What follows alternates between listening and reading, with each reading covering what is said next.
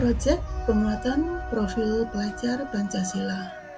Tema gaya hidup berkelanjutan. Topik kreativitas pelajar terampil pengelolaan sampah organik. Disingkat IPAT PESOR. Tahap pengenalan. Sampah adalah sisa buangan dari suatu produk atau barang yang sudah tidak digunakan lagi, tetapi masih dapat didaur ulang menjadi barang yang bernilai. Sampah organik adalah sampah yang berasal dari sisa makhluk hidup yang mudah terurai secara alami, tanpa proses campur tangan manusia untuk dapat terurai. Sampah organik bisa dikatakan sebagai sampah ramah lingkungan, bahkan sampah bisa diolah kembali menjadi suatu yang bermanfaat bila dikelola dengan tepat. Tetapi sampah bila tidak dikelola dengan benar akan menimbulkan penyakit dan bau yang kurang sedap, hasil dari pembusukan sampah organik yang disimpan. Sampah anorganik adalah sampah yang sudah tidak dipakai dan sulit terurai. Sampah anorganik yang tertimbun di tanah dapat menyebabkan pencemaran tanah karena sampah anorganik tergolong zat yang sulit terurai dan sampah itu akan tertimbun dalam tanah dalam waktu lama. Ini menyebabkan rusaknya lapisan tanah.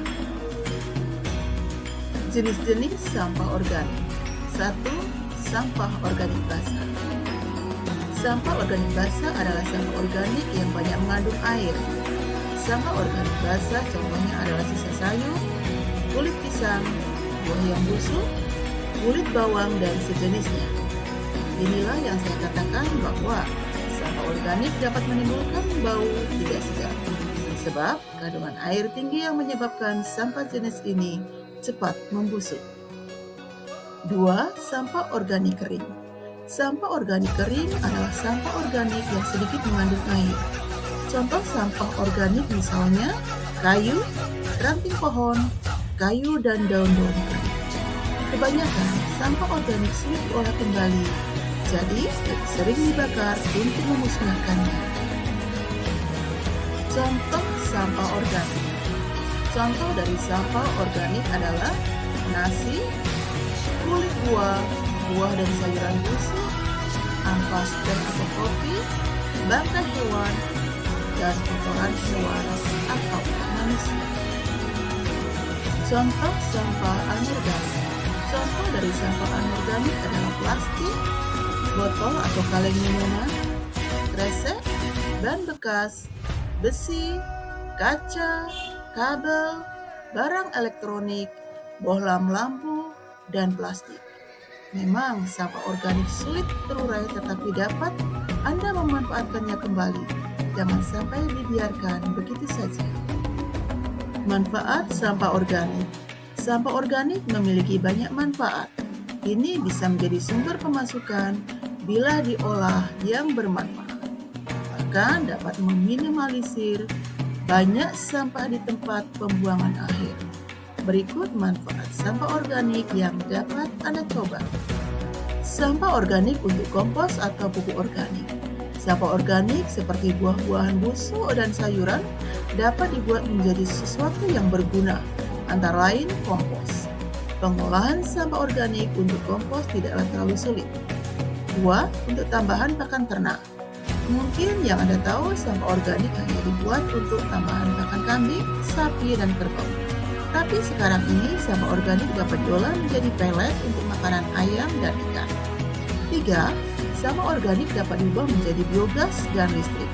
Tak percaya bahwa sampah organik dapat digunakan sebagai sumber listrik?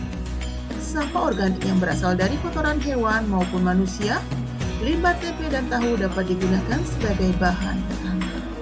Nah, sampah adalah suatu bahan yang telah dibuang atau tidak terpakai lagi oleh pemiliknya. Manfaat sampah anorganik. Manfaat sampah anorganik yang bisa kita manfaatkan adalah dengan membuat kerajinan dari sampah atau limbah tersebut. Misalnya, sampah plastik dapat diubah menjadi tas, taplak meja, dan pernak-pernik yang lainnya. Pengelolaan sampah agar memiliki nilai ekonomis. Anda bisa mengolah sampah dengan prinsip 3R setiap hari. Pengelolaan sampah dengan sistem 3R bisa dicoba oleh setiap orang dan kapan saja. Sebab menangani sampah dengan prinsip 3R hanya membutuhkan meluangkan waktu dan kepedulian akan timbulnya penyakit dari sampah.